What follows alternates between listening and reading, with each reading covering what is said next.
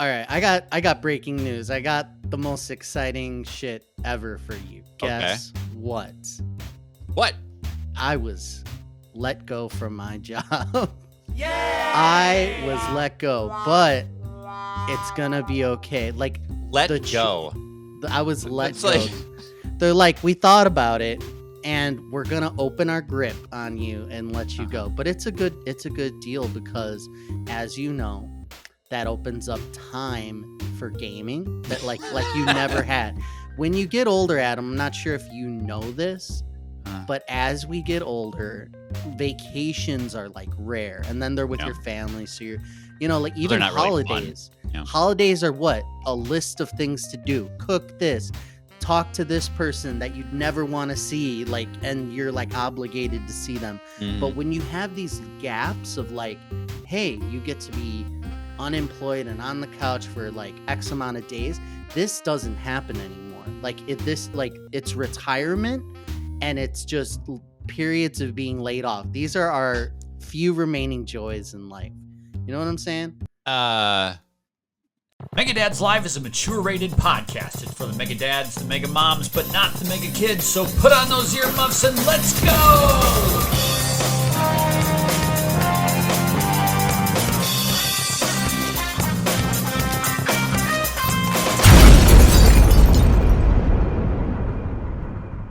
I'm glad you're taking this so well. I'm jazzed. Are you kidding me? Are you really?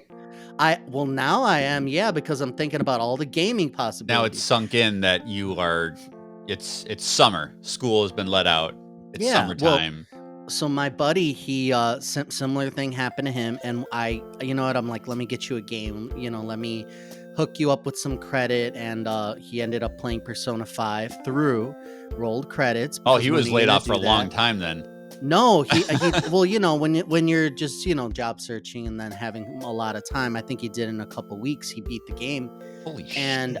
And it was like, wow. So like, if you had time right now, let's just say you were let go. Yeah. What would you really sit down and sink your teeth into? Would you think a game that's maybe on your backlog? I have to go RPG something because you're never gonna have time. So Persona seems like an ideal you were let go game. I think that honestly probably would be my game because that's like 500 hours long. I did start that game. I got probably 20 hours into it, and I felt like I hadn't done anything yet. Like I barely scratched the surface. And you didn't. Right. It's just like, it's ridiculous how stupid long that game is. And I liked it a lot. I really enjoyed it. But I had to stop because I'm like, I cannot get through this game. It's probably a perfect like in between game too. Really, now that I think about it, it probably should be what I'm playing right now. Because like you have to piecemeal a game like that. You cannot sit and play unless you are laid off. You cannot sit and play that whole thing all the way through because there's just too much you have to live, right? I mean, yeah, sure. Another one would probably be back. I want to go back and play Final Fantasy VI again. I got the Pixel remaster and I never started it. It's absolutely an RPG. It's got to be an RPG. Well, games can be healing, right? I mean, everybody needs time. We weren't built to just work until the end. So like, take some time for yourself. Hypecaster, you got this. Don't worry about it. Don't worry about it. I'm just pumping myself up. So what's your game? Are we gonna get to it? Final Fantasy Remake is Final Fantasy VII Remake. Because I had not started it. I was waiting for it to come to Xbox. So I would finally pull the trigger, play on PC, and get it over with. Because it's Final Fantasy VII, one of my definitely top 10 games of all time. Probably top 5. Can't wait. One day it's all going to go down. All right, honey. It's your birthday month. And I just texted you 2 photos. Please open.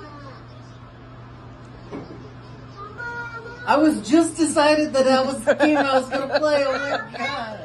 This is awesome. Thank you, Mega Dads. Thank you. Baba Blast is coming right up. My Mega daughter Dad should wants do to watch something on TV. Mega Sorry. Dad should do Thank you. kids content. Thank you so much. You'd make Thank so you much so much, money. everybody. I was just deciding that was the game I was going to play. I was like, you know what? I'm going to finally do it. Oh my God, it's going to be great. Thank you guys. Appreciate it. Love you guys. You know, last month we recorded our 2024 predictions and stuff, and we're talking about 2023 and 2024 and how we're optimistic about 2024. It's going to be a better year. That lasted like 14 minutes. I hadn't even published the fucking episode yet before you gave me the news. And then, like, honestly, this year so far, in the short time that it's been here, has been an absolute disaster for everyone. Yeah.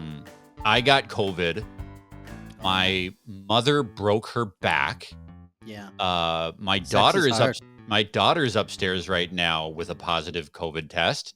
Adam, you're infected as we speak. Well, I mean, and it's been like a 2-week gap since I had it now, Yeah, maybe. fine. And so that means she got it somewhere else, and so there's COVID in the house again. We had car trouble. You got let go from your job. I know 2 people from my work that got let go. The gaming industry got hit. Tech got hit. Google just said we're firing people this year and didn't say how many or when.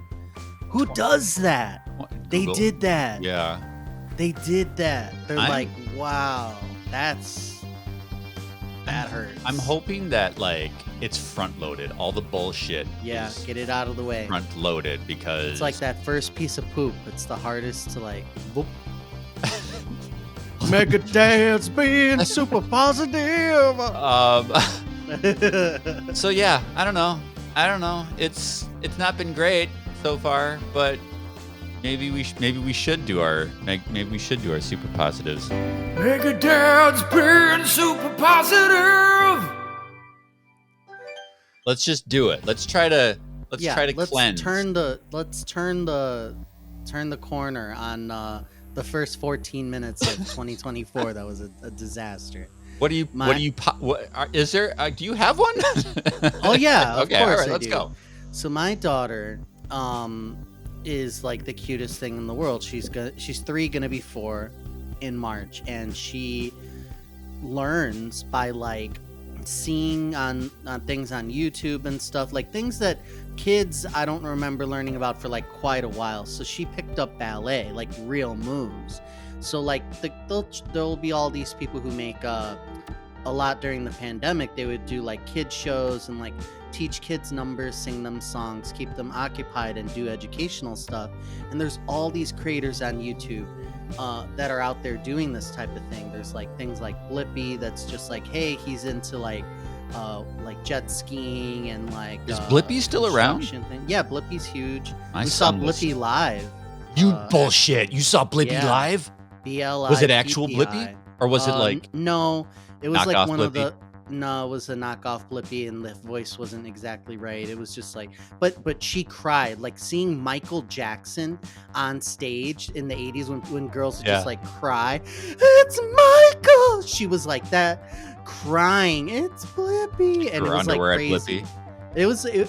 It was insane. Like she had a great time, and she's just getting cuter and cuter. And what she learned was ballet, and now she's in ballet class. And there's just a special joy when you're a dad and you just see like your kid do something so advanced. She's like plie and like doing things and very like mimicking like the Right. like slow gracefulness, like putting her hand like little movements and stuff. And there's just like, I'm just amazed. Like when your kids hit those milestones and that dexterity and that intelligence, you're just like jaw on the floor.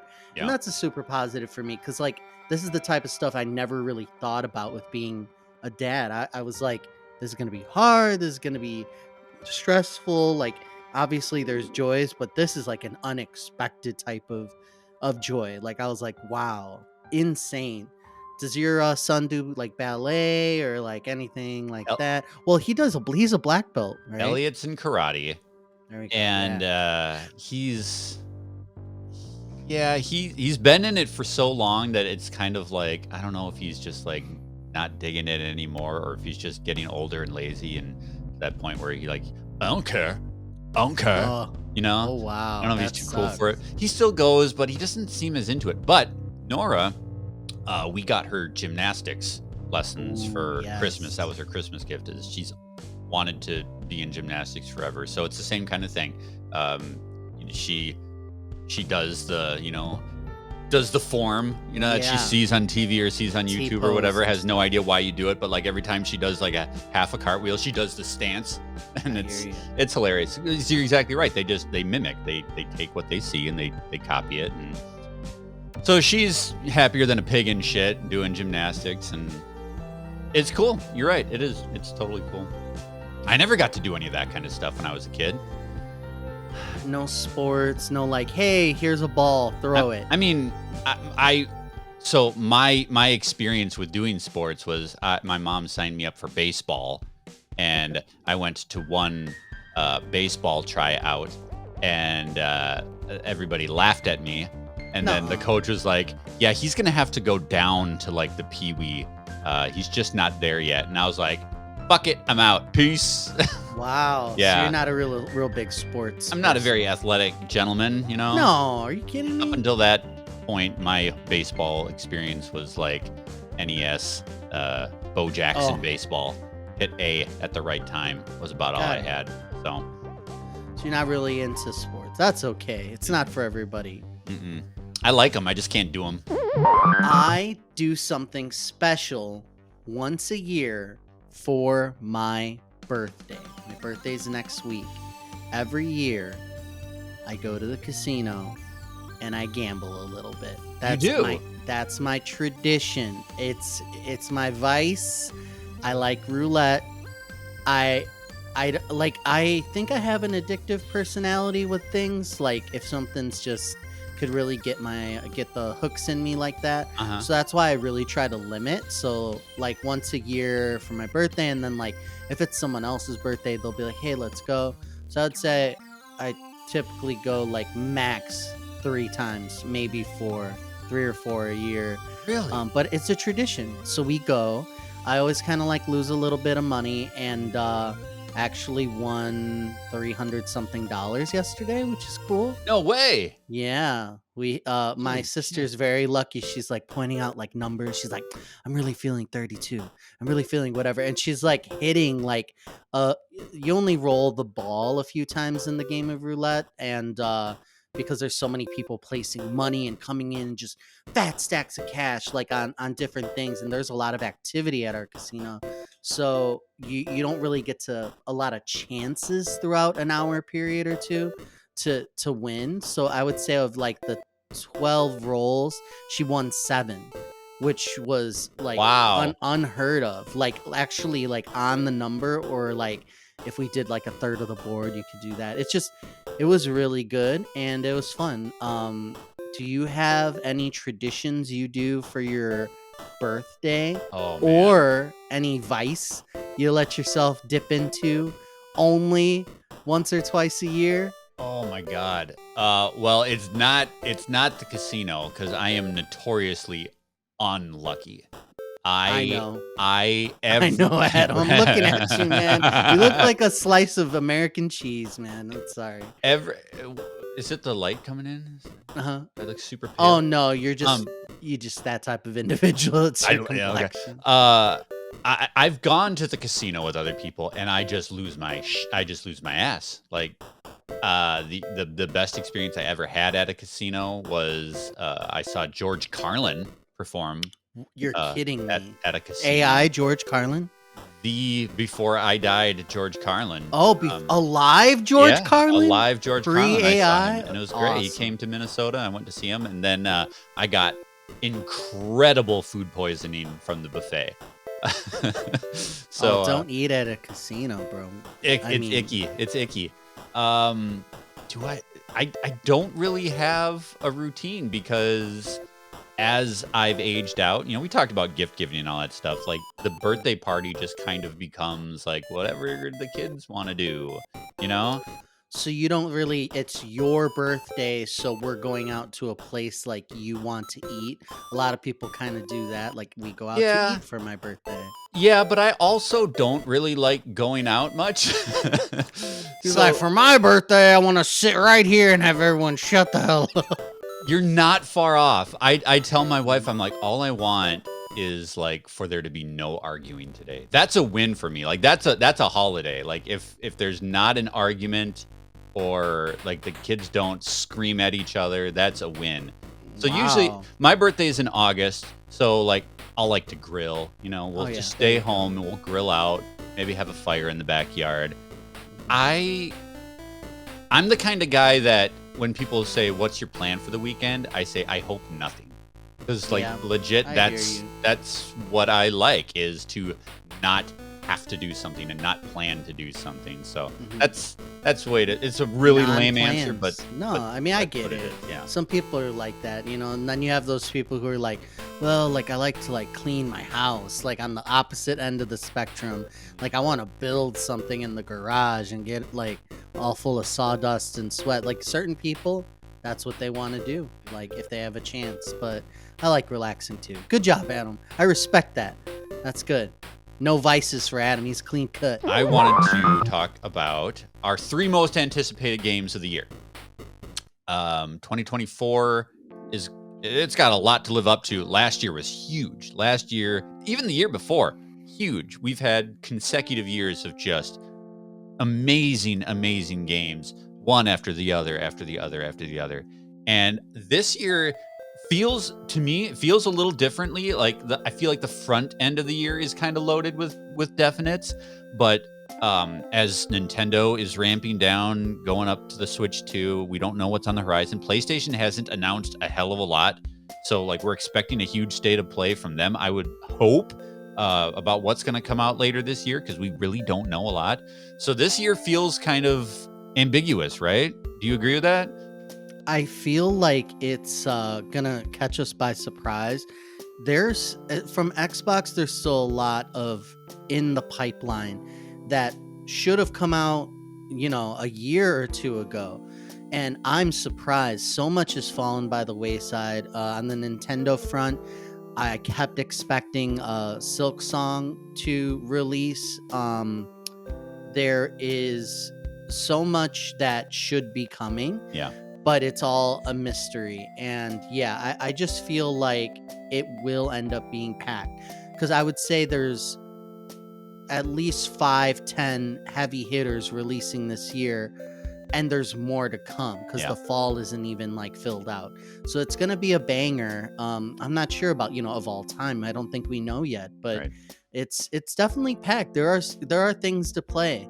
I have a prediction out there that one day soon we'll have too many games and they're going to start cannibalizing each other, and they're going to be like, oh wow, we have 2 amazing games, and the audience is just split with funds and time, and we're not going to have enough time. It's going to be a very odd conversation when that day ever comes, but who knows, it might be 2024. Let's talk about the 3 games that we are expecting.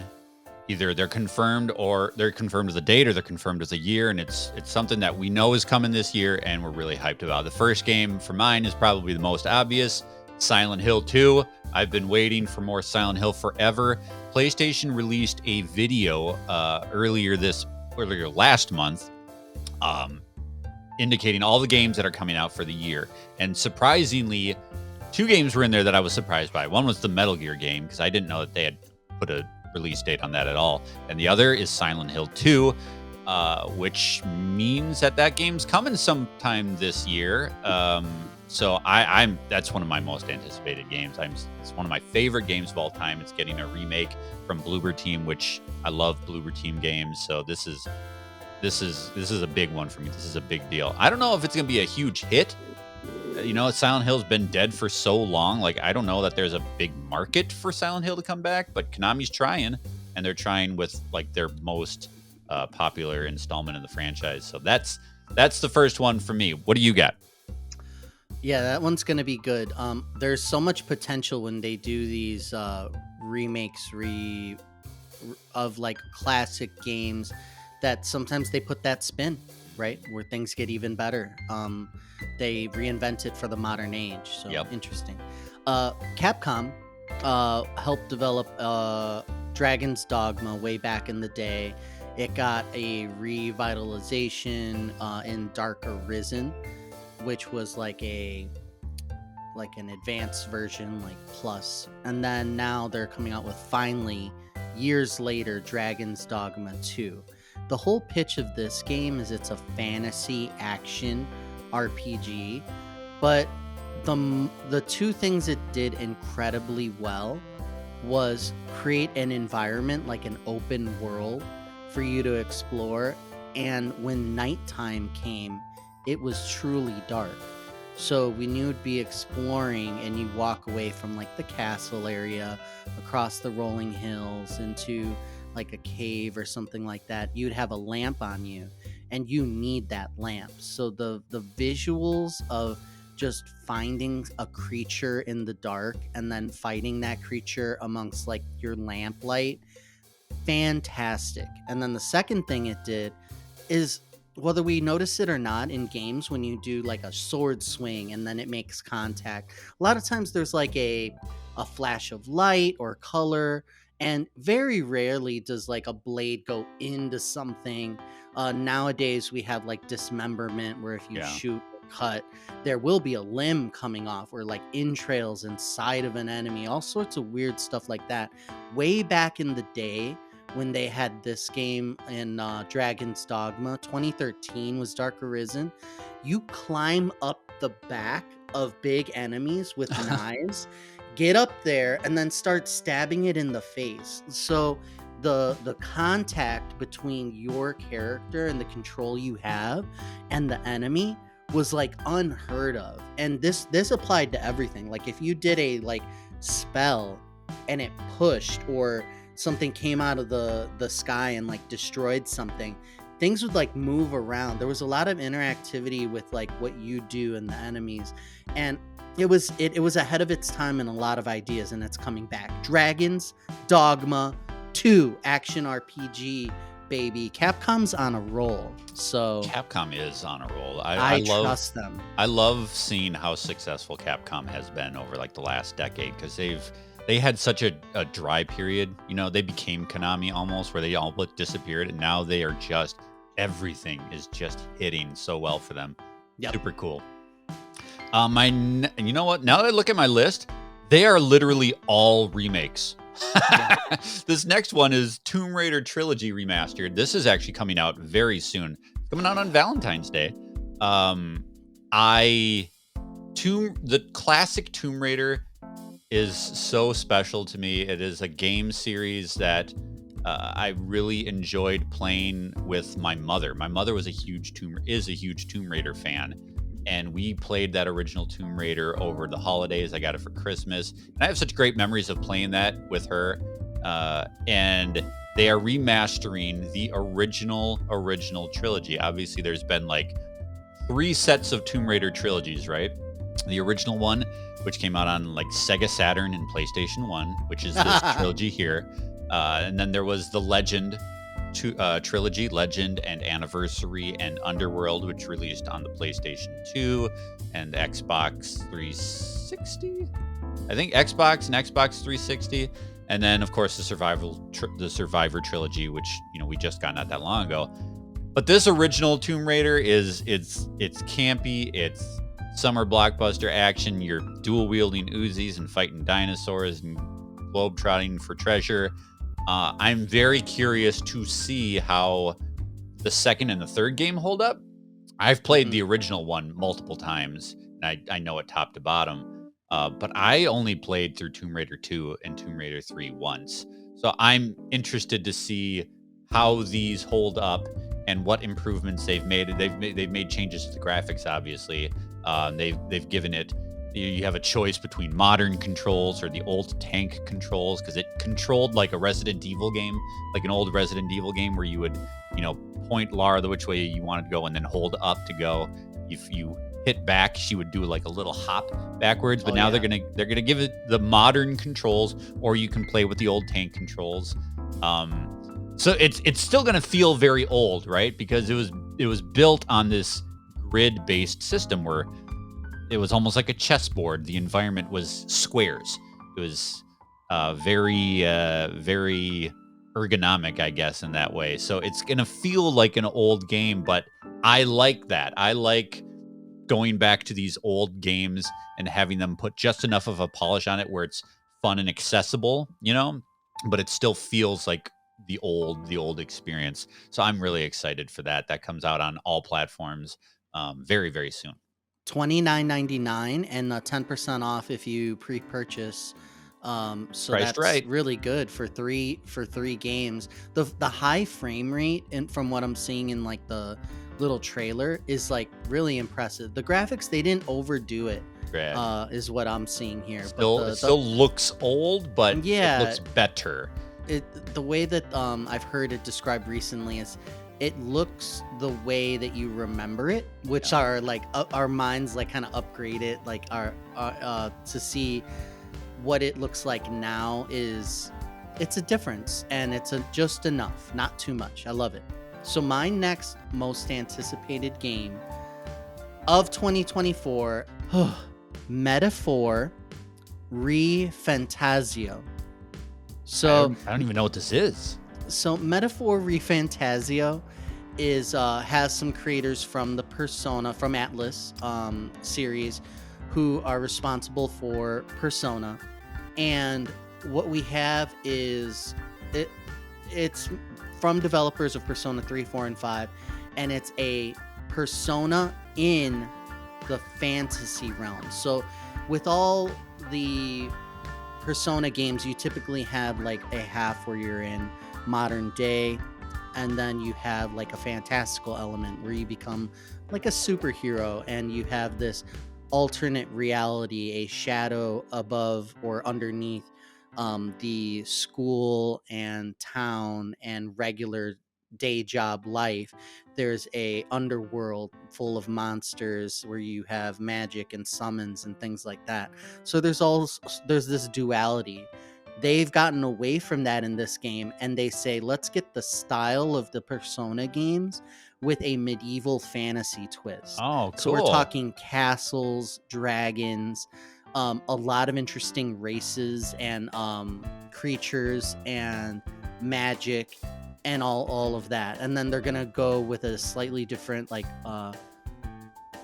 action, like Dynasty Warriors, like fighting through minions instead of like turn-based, whereas then the bosses and the larger difficult enemies turn into turn-based. So it's a lot of ideas are coming into this where it's the same as, hey, calendar system, make friends, but instead of making friends, you're making like political connections with another kingdom to try to overtake the dragons or whatever the hell's going on in the game. So there's a lot we don't know, but Persona meets medieval fantasy is the pitch. And cool. new gameplay, new this, like we're gonna get weird is the whole like pitch of what I've seen in the trailers. It looks weird. So it looks weird. It looks super weird. It looks very busy in a way, and I'm looking forward to it. But with a game with a name like that, Metaphor ReFantazio, you know that they might go a little overboard into the weirdness and just get into that like. So we'll see. I'm very excited for it though, and a lot of people are. It's such a hard game to explain in a short time. I like we talked about before, like I really enjoyed my time with Persona, but it definitely is just like it's fucking weird. You got to really embrace just the strangeness of it. And it looks like with this medieval setting, it's leveling up. It's weird a little bit. I'm looking at a picture of it looks like a piranha plant with a guy's face coming out of the middle of it, and he's got 4 eyeballs, and his tongue is armored. He's got an armored spike tongue coming out. Yeah, it's weird. It's weird. I'm looking at a screenshot of you traversing the land with what looks like either a hoverboard or some type of like rocket skates, and there's a ferry, kind of like Navi, like just going around you as well. So And rad. you're in this city that kind of looks like France in the like 1900s. Yeah. Yeah, it's cool. Let's go. Yeah. What platform Play is this coming game out? with This me. looks really I awesome. think it's going to be coming out on multiple, on like Okay. the big consoles and PC, I believe, but we'll have to confirm that. Super in cool. front of me. Well, my last game that I'm anticipating is another big RPG, Final Fantasy VII Rebirth. I'm going to be stunned if this is not my game of the year for the year. We were talking about this in the Discord.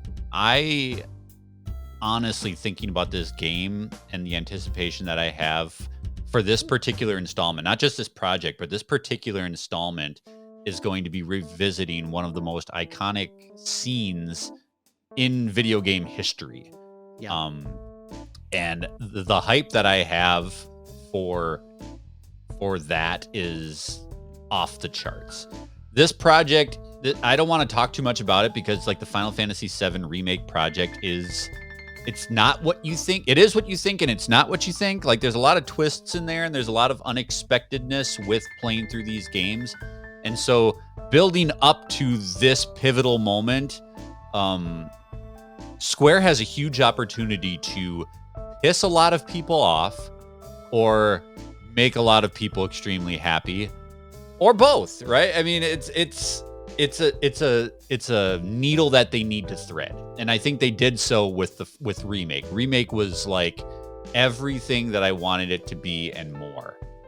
And the stakes are so much higher in this one. I don't know how they're going to achieve it, but I have faith because that game was so amazing. I'm excited that the full party is going to be in this game. I see renders of Vincent and Yuffie and Sid. Golden Saucer is, everybody loves the Golden Saucer in Final Fantasy. This is the one out of the Final Fantasy VII remake trilogy that I am most excited about. So I'm pumped out of my mind. So when I think of Final Fantasy VII, I think what makes it special is by the end, not even, by the middle.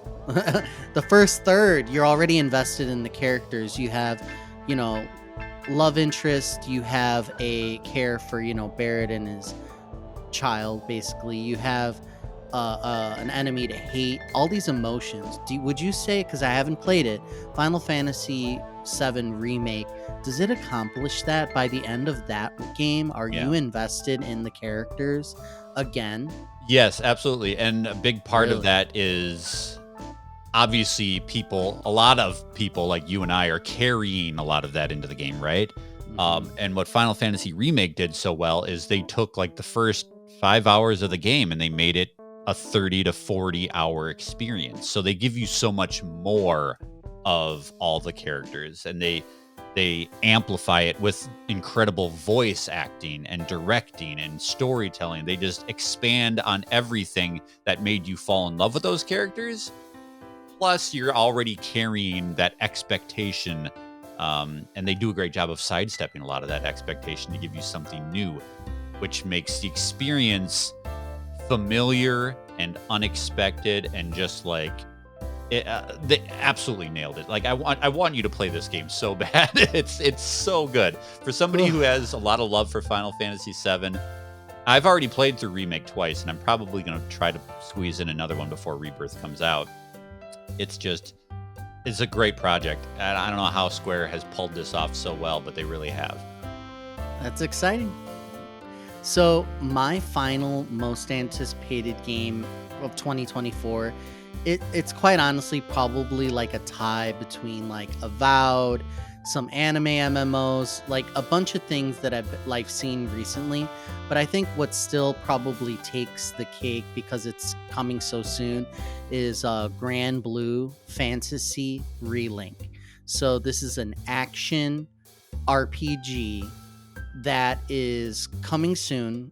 It has a demo out for PS4 and 5 that I have not been able to partake in since I don't have those consoles, but other people are experiencing it, and I'm looking at the gameplay, and it's just amazing. Is this We're talking. is this a PlayStation exclusive? Or they just it's have the going demo? to be PC and PlayStation. So God knows why there's no demo out on PC. Yeah, it's weird. But that's where I'll be having to pick it up and play. And it's just like bombastic fantasy, anime type fire and magic and enemies and just amazing. And that's kind of what that genre does in spades, right? When you want to have just I want to fill the screen with like magic effects and feel like overpowered and feel like this is all just a fireworks show like in front of me, like display of combat and action. And that's kind of what I want. And it has a multiplayer element, so you can go in with party members that are not AI controlled. You could have other people with you, group up, and kind of take on different missions.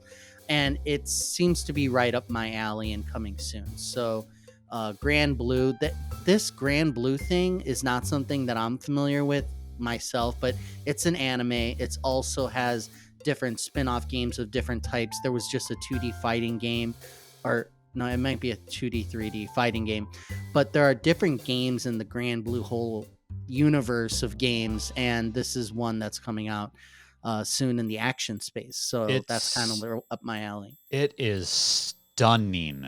It looks fantastic, and apparently the gameplay is quite compelling and challenging, which is the type of thing that I gravitate toward. So if you can play the demo and you're on PlayStation and you have that, then I would take a peek at it, because a lot of people are enjoying it. If that's at all your bag, I would try to look into it. I will be downloading this demo when we're done recording, because I hope you like it. Yeah, this looks amazing. I want to give one special shout out to all of our listeners, whether you've been listening for one episode or 100. Thank you so much. Like it's like the community's growing. We have like a new like revitalization, I feel like. Yep. And we're hanging out. We're in the Megadads Discord. We are gaming together. Like every Tuesday, we're doing a little something here and there. Sometimes we're playing Overwatch. Sometimes we're just chatting or playing Fortnite or whatever. So thank you for being here. Megadads isn't Megadads without the good people who listen and tell their friends about it and try to keep it from their kids, because you're trying to have a good time and you don't want them to listen to all this drivel. Thank you for all that effort and keeping our show away from your kids' ears and into yours. Thank you. That's the perfect way to end this episode as we continue with Megadad's 10-year anniversary. My God. Yep. Good shit. Antonio, are you getting the tattoo on you? Are you getting the tattoo on your genitals? The should MDL? I get it? Should I get a Or the tattoo on my Megadad's? genitals? I'll get a Megadad's tattoo. I'm gonna get a tattoo of Paul the Pizza on my taint. Have a happy birthday, Antonio.